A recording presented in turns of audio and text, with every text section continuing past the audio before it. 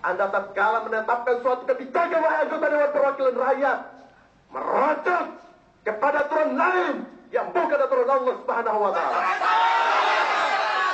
Saudara-saudara sekalian, wahai pihak kepolisian, seruan kami dari gerakan mahasiswa pembebasan, dengarkanlah bahwa kami menyerukan kepada Anda, wahai pihak kepolisian, ingatlah, sadarilah posisi Anda. Dalam pandangan Islam, posisi Anda itu adalah Ahlun Nusra, pemilik kekuatan. Maka berikanlah kekuatan Anda untuk menolong agama Allah Subhanahu wa Ta'ala. Jadilah kalian Mus'ab bin Umair 41, sahabat Rasulullah SAW yang merupakan Ahlun Nusra, pemimpin kaum Ansar yang memberikan kekuasaan kepada, memberikan tangan perlindungannya kepada Islam. Dan tatkala saat bin Buas meninggal dunia, tahukah saudara-saudara apa yang Allah firmankan tentang beliau? Maka Allah Subhanahu wa Ta'ala berfirman melalui lisan suci Rasulullah SAW, sungguh telah bergetar arsy Allah Subhanahu wa Ta'ala akibat meninggalnya Sa'ad bin Mu'adz. Maka saudara-saudara sekalian, jadilah kalian wahai pihak kepolisian, posisi Anda dalam pandangan Islam adalah Ahlun Nusra, maka berikanlah pertolongan Anda untuk menegakkan syariat Islam, untuk menegakkan pembangunan di muka bumi, saudara-saudara sekalian. Wahai pihak wartawan, wahai pihak teman-teman wartawan, beritakanlah apa yang kami sampaikan sesuai dengan apa yang memang kami opinikan. Beritakanlah apa yang Allah perintahkan, yakni menyebarkan Islam. Ingatlah bahwa apa yang Anda sebarkan itu akan dimintai pertanggungjawaban oleh Allah Subhanahu wa Ta'ala. Dan tatkala Anda menyebarkan berita yang bertentangan, mengopinikan berita yang bertentangan dengan syariat Allah Subhanahu wa Ta'ala, maka tanggunglah dosanya. Dosa orang yang Anda pengaruhi itu, tatkala mempengaruhi orang lain lagi, karena berita yang sampaikan itu akan merubah mainstream berpikir, maka dosanya akan berlangsung illa yaumil qiyamah, sampai hari kiamat, saudara-saudara sekalian. Saudara sekalian, kami mengingatkan, Anda wahai kepolisian pasti mati, Anda wahai wartawan pasti mati. Maka sekali lagi, berikanlah pertolongan Anda kepada agama Allah Subhanahu wa Ta'ala untuk ditegakkan muka bumi ini sebelum ajal itu menjemput Anda, saudara-saudara sekalian. Dan dengarlah bahwa kami dari gerakan mahasiswa pembebasan tidak akan pernah mundur satu langkah pun dari perjuangan menegakkan syariat Islam sampai kami memenangkan pertarungan ini atau kami mati hancur lebur karenanya. Kami tidak pernah sama siapapun, saudara sekalian. Dan kami tidak usah khawatir, wahai teman-teman kepolisian. Kami dari berbagai, sudah beberapa kali menyampaikan bahwa kami tidak pernah menggunakan kekerasan, bahwa kami tidak pernah menggunakan alat-alat kekerasan. Kami hanya menggunakan otak kami untuk melawan hegemoni pemikiran asing yang telah bercokol di negeri ini. Kami sangat menyayangi Indonesia, karena kami sangat mencintai Indonesia. Maka kami tidak menginginkan hegemoni asing, penjajahan terjadi di bumi ini, saudara-saudara.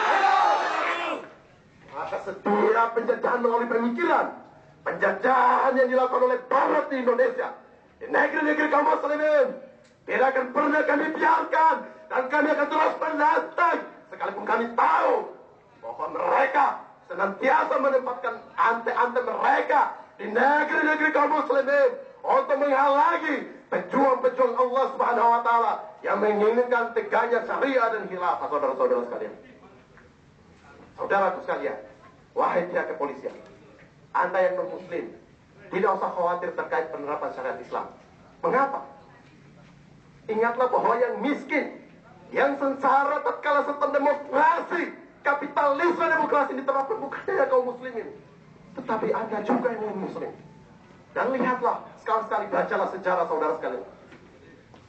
Apakah khilafah itu, sistem Islam itu tatkala ditegakkan akan menzalimi kalian? Tidak, saudara sekalian. Kami umat Islam sangat takut pada kecaman Rasul kami Muhammad SAW, karena Rasul kami telah mengecap kami, siapapun yang menzalimi mereka, yakni non-muslim, maka sama dengan menzolimi saya, kata Rasulullah SAW. Maka dalam pandangan Islam, tidak boleh berlaku zalim kepada mereka, tidak boleh berlaku tidak adil kepada mereka. Dalam pembagian harta kekayaan misalnya, yang merupakan harta kekayaan dalam pandangan Islam itu milik seluruh rakyat. Tidak boleh muslim itu kasih 6, non muslim kasih 5. Harus sama rata dalam pandangan Islam. Maka di manakah letak kezaliman, letak penindasan, tatkala sistem Islam itu diterapkan? Takbir!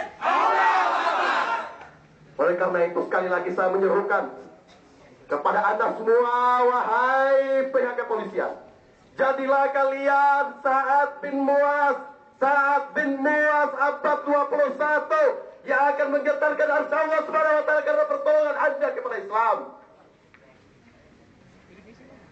Ingatlah justru perlindungan Anda kepada sistem kufur yang nyata-nyata bertentangan dengan Islam, kepada lembaga taghut yang nyata-nyata tidak menerapkan hukum Allah, akan dimintai pertanggungjawaban oleh Allah Subhanahu wa taala.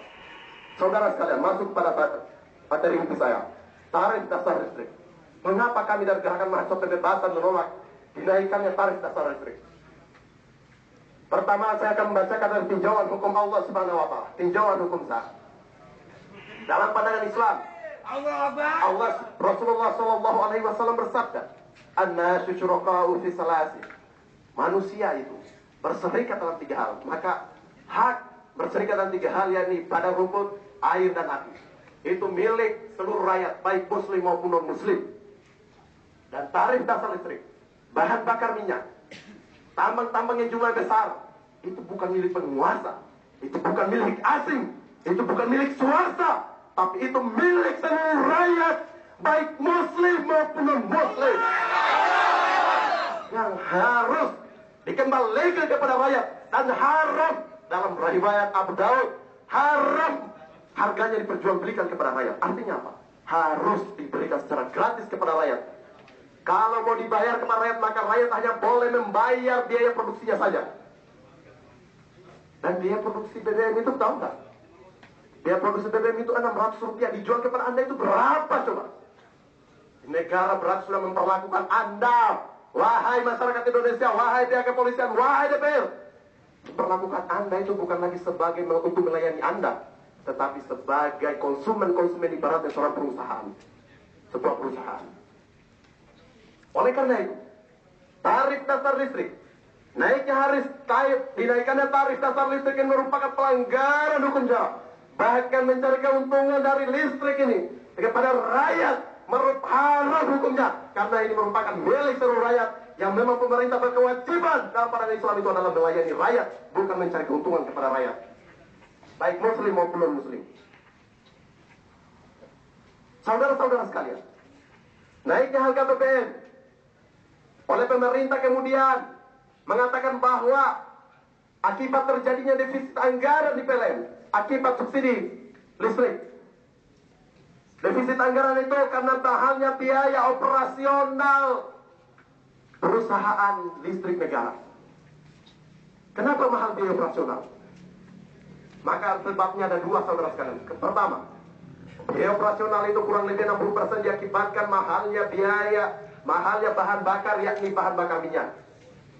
Pertanyaan saya, apakah kita kekurangan minyak di Indonesia? Lantas di mana kekayaan alam kita? Di mana minyak bumi di Indonesia? Di mana semua itu, saudara-saudara sekalian? Ternyata melalui undang-undang penanaman modal asing yang disahkan semenjak zaman Soeharto, kemudian di zaman SBY, di zaman tahun 1999 oleh MK Mahfud MD mencabutnya, tetapi di zaman SBY karena sistemnya masih sama, sistem kapitalisme demokrasi, yang dimana menyerahkan kekayaan alam kita kepada asing, itu halal hukumnya dalam pandangan demokrasi.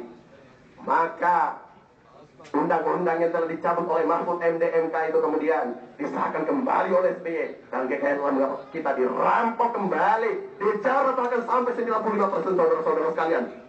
Maka tidak mengherankan masyarakat Indonesia ibarat ayam mati di atas tumpukan padi. Masyarakat Indonesia miskin di negeri yang kaya raya akan sumber daya alam. Saudara-saudaraku sekalian. Kedua, selain mahalnya bahan bakar minyak, kedua adalah tidak adanya efisiensi manajemen yang baik dalam instansi PLN itu sendiri. Olehnya seharusnya diperbaiki bagaimana memanage panel itu secara baik. Saudara-saudara sekalian, tarif dasar listrik ini, kita tahu bahwa naiknya tarif dasar listrik ini, meskipun pemerintah berdalih bahwa dia tidak akan menaikkan rumah tangga yang memakai 400 kWh, 450 kWh atau 900 kWh, tetapi di atas itu akan dinaikkan. Dan tahukah Anda siapa pemakai listrik yang 1300 kWh yang akan dinaikkan?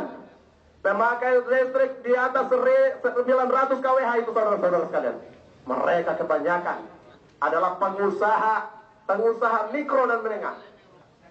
Makanya saya mengatakan, naiknya tarif dasar listrik ini merupakan kong kali kong antara penguasa antek negeri ini dengan pihak asing luar negeri yang ingin menjara Indonesia dengan produk-produk mereka, saudara-saudara sekalian. Gimana analisisnya? Gini, saudara sekalian, dengarkan baik-baik.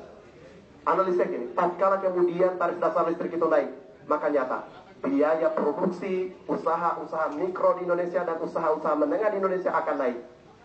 Kemudian, mengapa saya katakan bahwa ini usaha terstruktur? Selain ternyata tarif dasar listrik yang dinaikkan, pemerintah juga berusaha untuk menaikkan, mengenakan biaya kepada pengusaha mikro menengah itu. Biaya gas sebesar 50% dan biaya tahun 2013 ini rencana akan dinaikkan UMR. Memang dalam pandang kami UMR tak akan dinaikkan itu akan baik. Tetapi ini ada usaha terstruktur di balik itu. Yakni tatkala semua itu dinaikkan, intinya satu, perusahaan itu karena mahalnya biaya produksi, langkah pertama adalah menaikkan harganya. Selain menaikkan harganya akan melakukan efisiensi. Dengan apa, saudara-saudara sekalian? PHK, pemutusan hubungan kerja karyawan-karyawan. Siapa yang menjadi korban, saudara-saudara sekalian? Siapa yang menjadi korban, saudara-saudara sekalian? Rakyat kecil, saudara-saudara sekalian. Dan sekali-sekali penguasa kita, DPR kita ini seharusnya membaca buku Joseph Stiglitz yang namanya kebijakan pajak subsidi pasti berdampak kepada rakyat, bukan kepada pengusaha. Tatkala kemudian mengenakan pajak pada perusahaan, tatkala mengurangi subsidi pada perusahaan, menaikkan harga, maka perusahaan itu tidak menanggung. Semuanya dimasukkan di biaya produksi. Dan siapa yang membeli produk-produk itu, saudara-saudara sekalian? Ya, saudara-saudara. Inilah siklus perekonomian. Saya tidak tahu apakah kita paham tentang hal ini atau tidak. Karena mereka kebanyakan orang bego yang otaknya kosong, yang sama sekali tidak bekerja untuk rakyat. Saya mengatakan mereka bekerja untuk atas dasar manfaat, tapi bukan manfaat untuk rakyat. Mereka bekerja atas manfaat diri mereka sendiri. Kalau bermanfaat pada mereka ambil. Mereka bermanfaat diri sendiri, maka mereka ambil. Sekaligus itu menindas rakyat, menyengsarakan rakyat, membunuh rakyat, saudara-saudara sekalian. Maka di mana hati nurani penguasa negeri? Di mana kemudian tanggung jawab mereka sebagai penguasa? Ingatlah anggota Dewan Perwakilan Rakyat, tatkala Anda memutuskan suatu perkara tidak sesuai dengan apa yang Allah turunkan, maka Allah telah mengecap Anda dalam Quran surat Al-Baqarah. Akan dinistakan kehidupan dunia Anda, dan pada hari akhirat kelak akan mendapatkan, akan ditimpakan asap pedih. Sangat jelas ayat Allah itu. Maka tunggulah, kalau Anda menetapkan kebijakan tidak sesuai dengan apa yang Allah turunkan, baik itu dalam perkara pribadi, baik itu dalam perkara individu, perkara untuk mengatur masyarakat, termasuk mengatur perekonomian negeri ini, tidak sesuai dengan apa yang Allah turunkan, maka tunggulah azab pedih dari Allah Subhanahu wa Ta'ala, dan kehidupan dunia Anda akan ditimpakan asapnya, saudara-saudara sekalian. Takbir! Oleh karena itu, kami dari Gerakan Masa Pembebasan sekali lagi menolak dinaikannya tarif dasar listrik, karena akan menyebabkan masyarakat Indonesia semakin terkongkong, semakin tertindas, saudara-saudara sekalian. Takbir! Demikian sekali lagi saya menyerukan kepada Anda wahai pihak kepolisian, sadarlah posisi Anda sebagai ahlul nusrah. Dalam pandangan Islam tiada perbedaan pendapat bahwa Anda itu adalah ahlul nusrah, pemilik kekuatan. Maka berikanlah kekuatan Anda untuk menolong agama Allah sebelum Allah mengambil nyawa Anda. Demikian. Wassalamualaikum warahmatullahi wabarakatuh.